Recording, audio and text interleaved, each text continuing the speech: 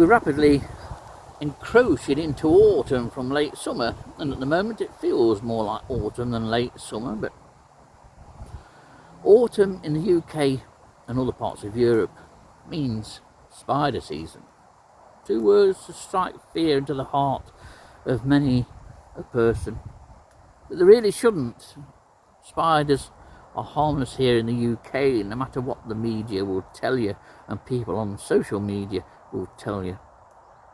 Spiders, especially orb-weavers like this Araneus quadratus, should be marvelled. We should marvel at their construction abilities, their ability to construct the most perfect orb web night after night after night. And they can do that pretty much as soon as they can walk and are independent away from the egg sac. And now is a brilliant time to come out and look for this species.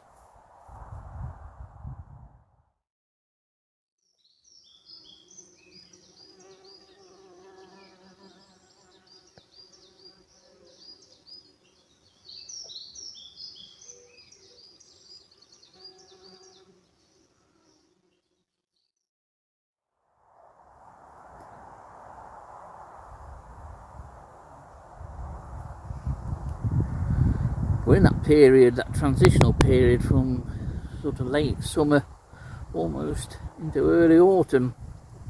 It's spider season, which are 2 words that will strike terror and fear into many people's hearts, but you don't have to be frightened of spiders. And of all weavers like this Araneus quadratus, you should do nothing but marvel at it. It's one of our large 3 orb-weaving spiders, and even if you don't like spiders at all, you surely can't help but appreciate and marvel at their ability to construct a web night after night in many cases. If you stood or sat and watched the spider creating an orb web, it really is one of the marvels of the natural world. Far better than what man can ever create. And they can do that. They can build a large orb web every evening. During the day, quite often, the creation from the night before becomes damaged. So they'll dismantle that, eat the silk, and rebuild another web.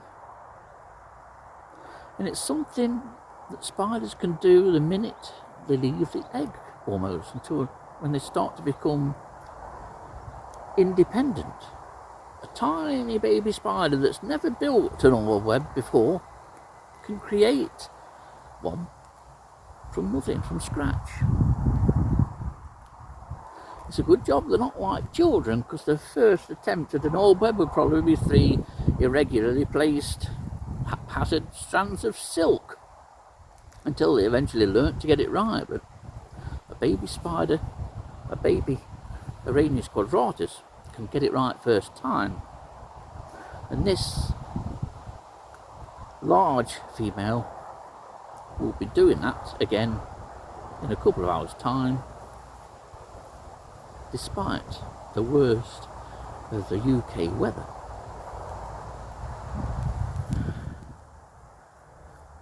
As we roll inevitably towards autumn,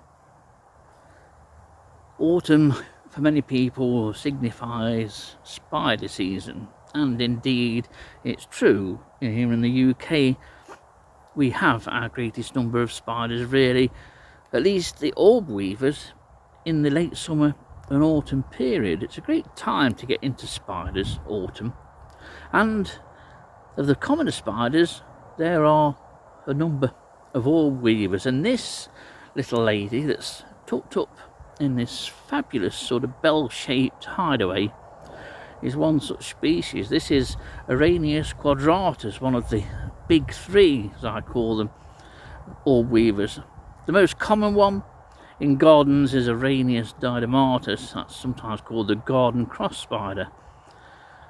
It's a largish spider, but quite often the females aren't as large as this particular spider tucked away here. This is Araneus quadratus, and the other one, a beautiful one, which I'm still trying to find a superb form of it with an almost paisley-like pattern, is Araneus marvellous.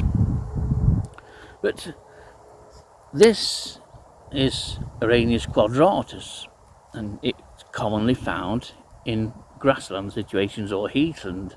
It's the ubiquitous spider or species of heathland and often grassland. Anywhere where it can make these sort of bell-like retreats. If we just entice it out a little bit more, there we are. Absolutely cracking teeth, beautifully marked. Regardless of whether you like spiders or not, these are fabulously marked. I mean, look at those legs. Fantastic. Black and cream. And then the large abdomen, beautifully marked, and you can see why it's called quadratus. It's obvious because of the four obvious roundish blotches, and then it has the folium which goes towards the back end, sort of two wavy lines. But it really is an impressive spider, and this is as large as they get. And this colour form is the colour form that predominates here in Nottinghamshire on heather. It's quite remarkable really how spiders can adapt the colour. Well, I think it's remarkable how they can adapt the colour to suit their environment, because had this spider been tucked away on the dead flower heads and leaves of gorse, it would be purple. And I mean purple, dark, beautiful plum-like purple.